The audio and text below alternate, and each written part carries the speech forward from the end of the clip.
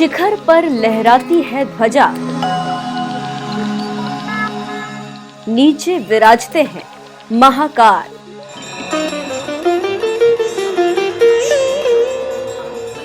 मध्य में बैठे ओंकारेश्वर वर्ष में एक दिन दिखते हैं नागचंद्रेश्वर।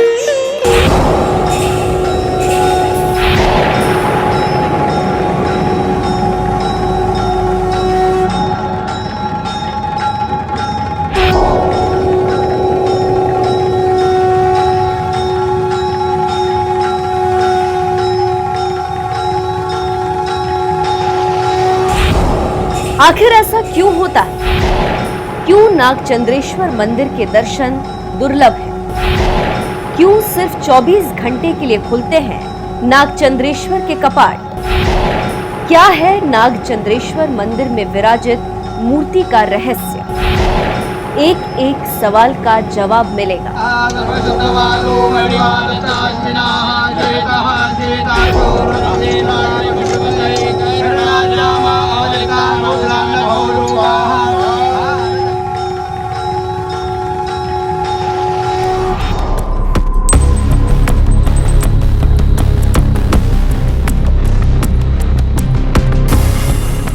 बीइंग घुमक्कड़ की टीम आज जा रही है धरती के सबसे शक्तिशाली शहरों में शुमार मध्य प्रदेश के शहर उज्जैन।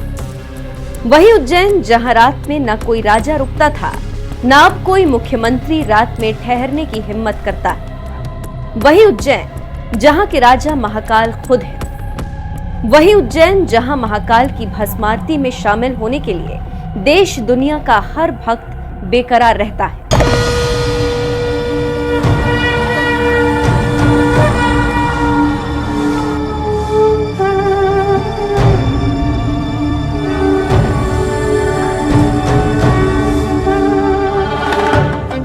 इसी उज्जैन शहर में दिल्ली से 825 किलोमीटर की यात्रा बाई रोड करके पहुंच गया बीइंग घुमक्कड़।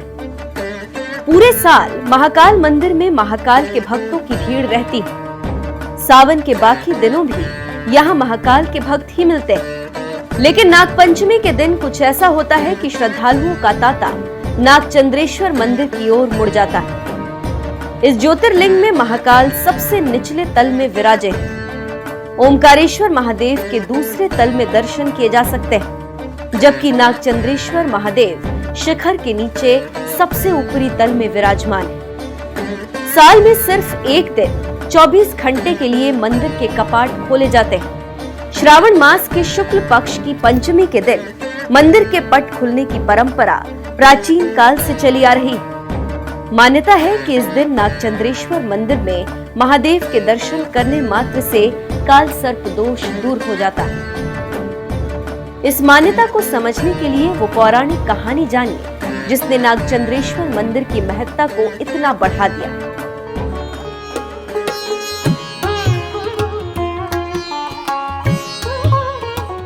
कहा जाता है नागों के राजा तक्षक ने महादेव की घोर तपस्या की। तक्षक की तपस्या से शिव प्रसन्न हो गए और उन्होंने उसे अमर होने का वरदान दे दिया। इस वरदान को पाते ही नागराज खुद शिव के समीप रहने लगे। महाकाल वन में रहने के बाद शिव चाहते थे उनके एकांत में कोई विघ्न ना पड़े। नागराज तक्षक ने भी ऐसा ही किया। वो खुद शिव के साथ साधना में लीन हो गए। तब से ये परंपरा चली आई और नागचंद्रेश्वर मंदिर के द्वार साल भर बंद रहने लगे। सिर्फ साल में एक दिन यानी 24 घंटे के लिए इनके द्वार खुलते हैं। इस वर्ष भी ऐसा ही हुआ। जब नागचंद्रेश्वर मंदिर के द्वार खुले तो सदियों से चली आ रही परंपरा का निर्वहन किया गया। मौजूदा वक्त में महाकालेश्वर ज्योतिर्लिंग का जो रूप आपको दिखाई देता है वो 3 हिस्सों में बटा हुआ है। सबसे नीचे महाकालेश्वर ज्योतिर्लिंग, बीच के हिस्से में ओंकारेश्वर महादेव का मंदिर और सबसे ऊपर के हिस्से में श्री नागचंद्रेश्वर महादेव का मंदिर स्थित है।